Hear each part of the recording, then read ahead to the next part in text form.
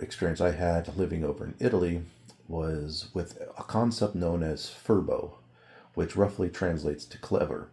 But in practice, it means that if you get ripped off, it was because the other person outsmarted you. And in a way, they were almost doing you a favor. They were kind of bringing you up to speed of how the world worked. Now, this is more of a mentality in the South than in the North, so this isn't universal across Italy, but it is something that you run into a lot, and it can be very frustrating. My American sensibilities for the first couple of years over there were outraged by this every time it happened to me. I thought they were in the wrong. I thought that they were awful people, and it made me very contemptuous of it. And even to this day, I do not adopt it as a positive character attribute. But I learned, culturally speaking, that this was something that I ran up against in which I wasn't going to change. I was in a different culture. It was up to me to adapt to it and to obey by its rules. It was just a norm. It was a standard. It was a consistent that I wasn't going to have any effect on, no matter how much I got angry or complained about it. So, for anyone who has not lived abroad or lived within a multicultural environment, you don't understand how rigid and ingrained certain cultural ideals, norms, values can be, and how something that might be completely reprehensible, obviously reprehensible to you, they might find and interpret according to a different assessment. So India also has a similar cultural norm called, and I'm probably going to mess up the word, there's going to be a few words I'll probably mess up throughout this, but jugad. It is a Urdu term for innovative, flexible workaround using limited resources or frugal innovation. It's similar to furbo for both. It's a kind of cleverness, but neither really adhere to moral scruples. Jugad deals with facing adversity and celebrates working around or skirting the rules to outsmart a system from an outsider's point of view. It can be looked at as very unethical behavior. It can be looked at as scamming. Well, from inside, it's looked at as cunning. It's looked at as innovative. It's looked at as being resilient and not being crushed by adversity. It's a positive attribute. So something like this is a taboo to talk about. We have a very sterilized vision of what multiculturalism is. That being around a bunch of different groups just means novelty. It's like having different clothes, different foods, and these are really just skin deep understandings of different cultures. It's a very superficial experience of other cultures. We want to embrace diversity, but we don't want to embrace diversity when it gets into different moral structures, different moral values. And I think this is what we really need to start digging into a little bit more is, yeah, multiculturalism is beautiful on the superficial level, but once you get a little bit deeper, there can be problematic aspects to it, and their ethics and their values and their interpretations of behavior might not be the same as yours, and you're going to have to reconcile that if we have to figure out how to do that. Now, I was recently watching a podcast by Adam Carolla and Dr. Drew, and Adam, I thought, made a really good analogy on what happens with multiculturalism. If you were to drive by any neighborhood where the demographics are highly Latin American, Mexican, go to the parks and fields, and what are you going to see? You're not going to see a bunch of people playing football or playing lacrosse. You're going to see a bunch of people playing soccer, probably also picnicking. You're not going to see them playing sports that are traditionally more American, like football. Nor are you going to see them playing other exotic ethnic sports like lacrosse or cricket. If you were in the East Coast, for example, you're more likely to see lacrosse than if you're over in, say, Texas. So we have different cultural ideas of what a game is and how to use the field. And this is great. Different cultures value the game and find enjoyment in different sports. And this is perfectly worth celebrating. The problem comes when we are dealing with the game of business or other games from cultures that are played on American fields. So the game of jugad starts to look like scamming when we look at it on the field of business. And this is one of the complaints of Indians is They're got a lot of these call scams and whatnot. Well, that's not necessarily looked at as negative within their culture. They're doing good business within the values and interpretations of their behavior. So this brings us into kind of a scenario where if we were to have, say, 3 Mexicans who showed up on a field and the rest were East Coast Americans, the Mexicans might have to learn to play lacrosse. While if it were reversed, if we had 20 Mexicans on the field and 3 East Coast Americans, we might be playing soccer instead. So this goes with business as well. If we want to do business by American rules, according to like a high trust society, we have to be more restrictive on how many immigrants we put on the field at a time. We have to get them to play according to our games. Now this gets even more complicated when we talk about religion. If we let in, say, 5 practitioners of Sharia, they will have to learn to play by constitutional law, and they have ways within their system of doing that. They can obey other civil laws as long as it doesn't conflict with Sharia. But if we get 1,000 practitioners of Sharia and let them elect their own mayor, their own congresspeople, their own representatives, they will begin voting as they should according to their conscience. And that is going to be in conformity with Sharia. Now, I should briefly mention Sharia is kind of a more complicated concept. It's not a codification. There's not like a codified Sharia law. There are instances of Islamic law that is codified according to Sharia, but Sharia is more of a religious idea. It's like the law of God, being in conformity with the law of God, and then interpreting your behavior according to the law of God. It's closer to like jurisprudence, that you follow prudently the dictates that God has given you through revelation. So people, I don't think, understand this about Sharia, that it's a theological based form of jurisprudence, meaning that you turn to the Quran for direction in making legal decisions. This would be like if in America we use the Bible every time we were trying to decide what laws should be enforced in America. People might argue, well, we already do that. No, we don't. Not explicitly speaking. There might be people whose conscience are informed by the Bible, but they still have to present their arguments according to rational standards, not according to what the Bible says. So constitutional law is based more on precedent and natural law, or positive law. American constitutional law draws its foundational influences from this natural law via the founders, who invoked things like the law of nature or the God of nature. So whoever nature's God is, that's whose law we live by. So it's very strong emphasis, not in a theological being that is explaining himself through revelation, but that the law that has been revealed to us by nature, that is the law that our constitutional law is appealing to. This is what we find in the Declaration of Independence and embedded in human rights, things like life, liberty, and the pursuit of happiness, that these are given to us by nature, whoever that author of nature may be. We don't, again, turn to theology or revelation. So figures like Jefferson, Madison, Hamilton, they cited men like Locke and Blackstone, and viewing positive constitutional law as an application of natural law principles to ground these inherent rights. More modern interpretations of text will turn to positive law that's interpreted through the text, history, and precedent, so not as direct on natural law, but kind of natural law adjacent. So natural law informs due process and enumerates the rights debate. Thus, our law is rooted in natural law philosophically, but operates procedurally as written, amendable charters.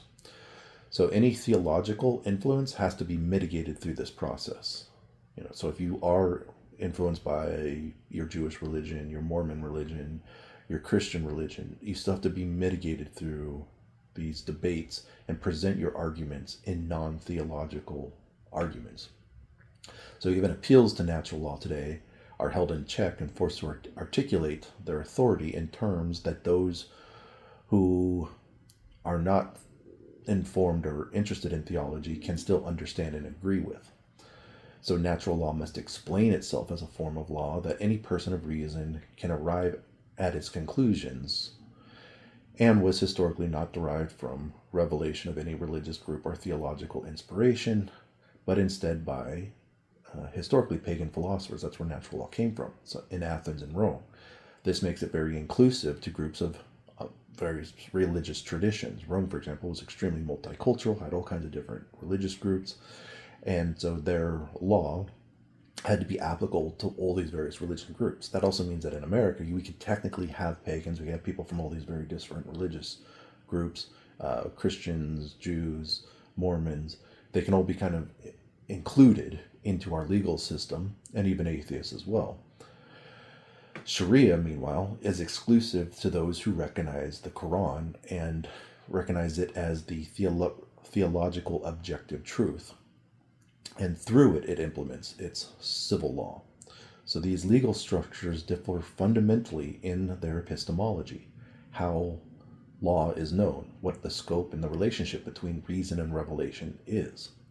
Sharia, in short, is a completely different epistemology for creating civil law that requires one to believe in Muhammad's revelation from Allah, while natural law is compatible with most religious traditions, including Christianity and Judaism, because it is assessed through human reason, reflecting on natural inclinations. So we'll go a little bit more in depth into this.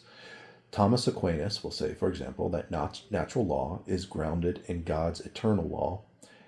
And for Thomas, the four primary precepts are self-preservation, life, the fundamental inclination shared with all creatures to preserve one's own existence, reproduction and procreation, the natural drive to continue the species and educate offspring, knowledge in the pursuit of truth, the uniquely rational inclination to understand universal truth, goodness and beauty, God and the world.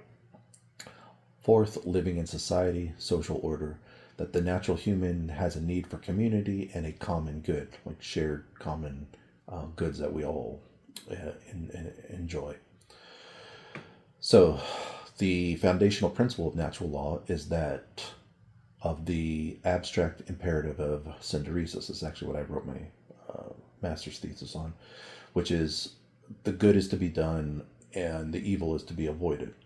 So you can derive all specific precepts and deviations from this principle through human reason and what accords with human nature. If you guys are interested in more in depth on this, I can do a video on that as well. John Locke will be writing within the natural law tradition, and he'll condense this framework into three natural rights. These are similar to what Americans are used to. So life, liberty, and property estate. So life, the right to exist and preserve oneself. Liberty, the right to freedom of action within bounds set by natural law, i.e. not harming others. And property, the right to own what one creates or acquires through labor. And he sees this as essential for exercising liberty. You know, that if you water a tree, you deserve the fruits of the tree, not necessarily your neighbor.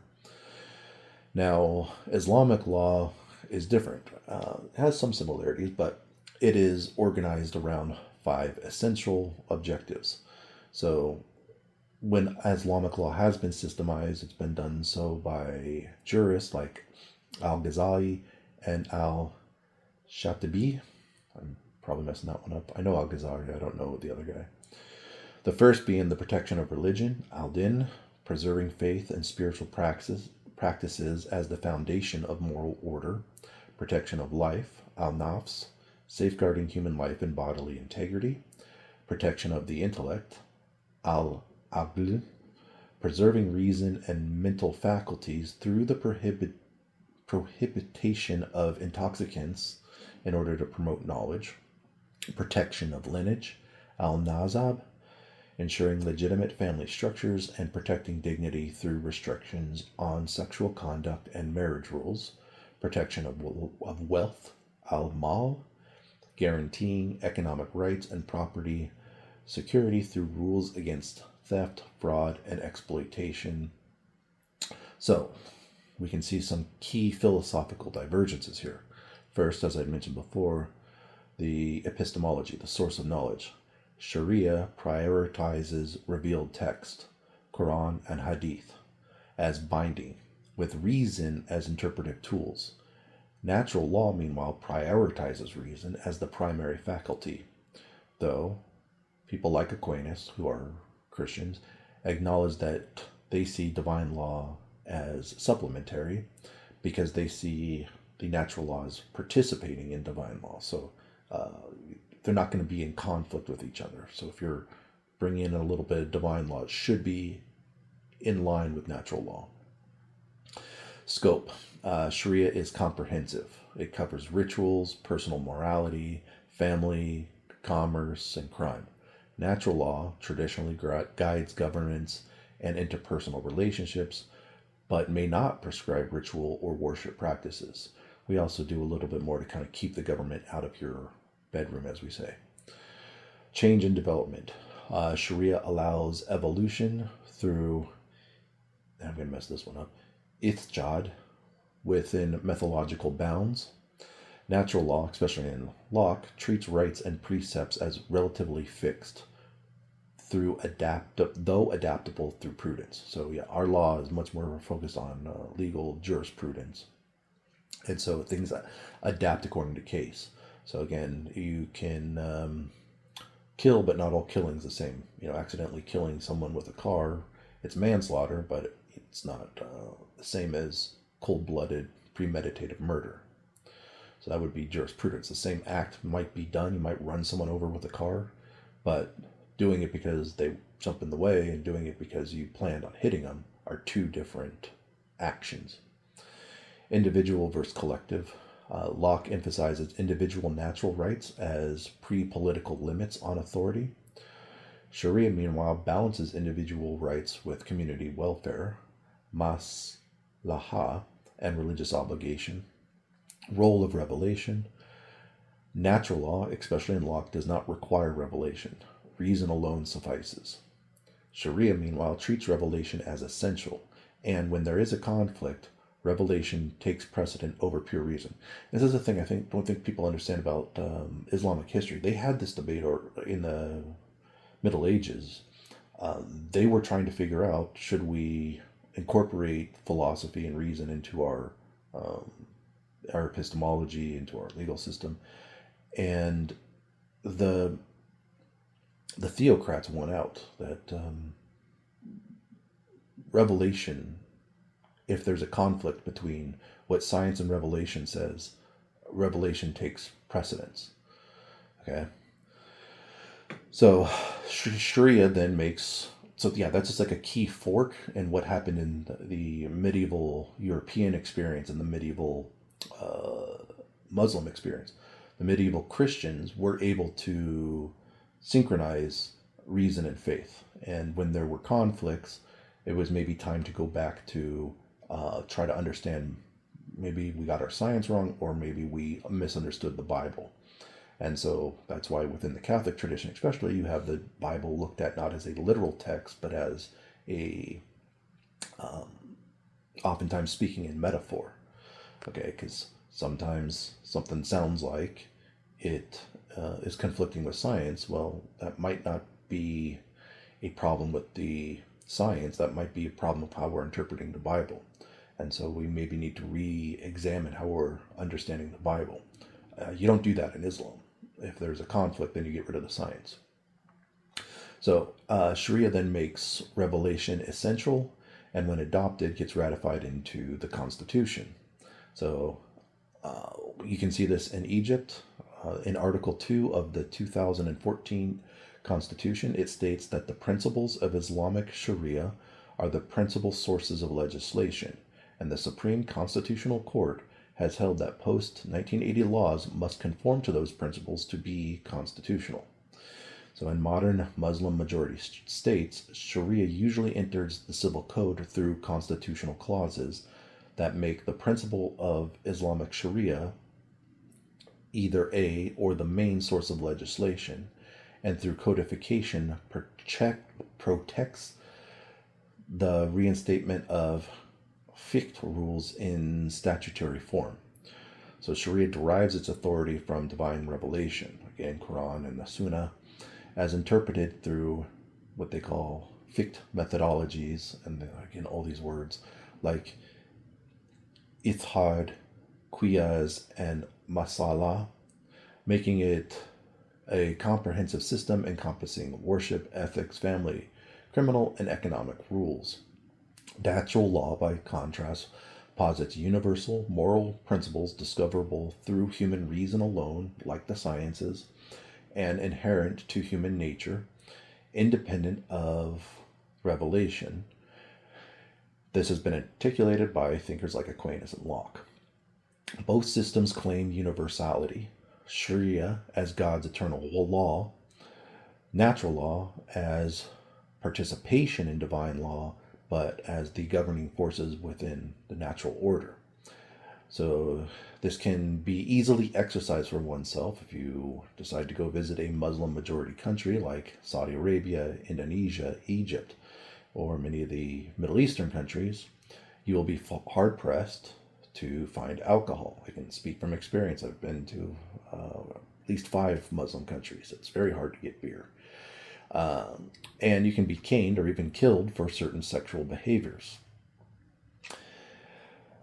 Where in Indonesia, for example, there's also been the implementation of modesty police. That is, police who patrol at night to ensure that unmarried people are not out fraternizing with each other. So in this system, you create a culture where there is one kind of game being played, and that is the one that the Muslims want to play on your civil field. So, in conclusion, I think that we in America need to start breaking down this taboo that cultural relativism has erected, that all cultures are the same, and that we can all just interact equally. It's a nice idea that at the core that we're all equal and the same, and yes, that's true, but once you get past that, you start to build different ethical systems and different epistemologies. So we need to move past these superficial ideas of what different cultures are. They are not just food, clothes, and language. These things are novelties, and they're great, but we must recognize that a majority on the field means we are going to be playing the games of the majority, and that some groups, when they become the majority, will not only privilege certain games, but forbid other games to be played. It's one thing to have a bunch of Mexicans who don't want to play lacrosse, but who will let you share the field and will work with you if necessary to set up a time when the field is used for soccer and a time when it's used for lacrosse, and who may even join in playing your games like lacrosse and let you play their games like soccer. That's true multiculturalism. It's another when all other games are actively suppressed by the use of force because a group believes only one game is permissible, especially so when that game is civil law and not something as innocuous as soccer or lacrosse. This becomes a new casting of our old paradox of tolerance. If we want to be inclusive, if we want to make it possible for as many games to be played as there are games to be played by people who want to play various different games, then we need to exclude those games who say only one game can be played. So the people who are exclusive about what games can be played on the field kind of need to be excluded so that we can play all the other games. And we need to take a closer look at Sharia to understand what game it wants to play. We need to get past this naivety of holding a culture and a civilization and a legal structure that's been around for 1400 years and take them more seriously. Ours has only been around for 200 years. They're way more committed to some of these ideals than many of us are.